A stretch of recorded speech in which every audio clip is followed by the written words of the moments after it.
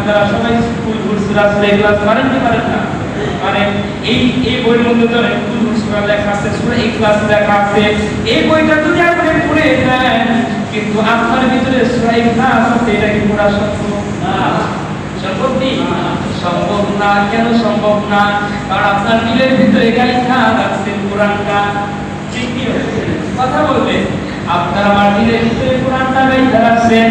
এই জন্য বলেছে সারা বিশ্বের পৃথিবীর মধ্যে যত কোরআনের বইয়ের দোকান আছে সমস্ত দোকান যদি পুড়ে ফেলা হয় তবু আল্লাহর কোরআন দুনিয়া থেকে যাবে না, ধ্বংস হবে না।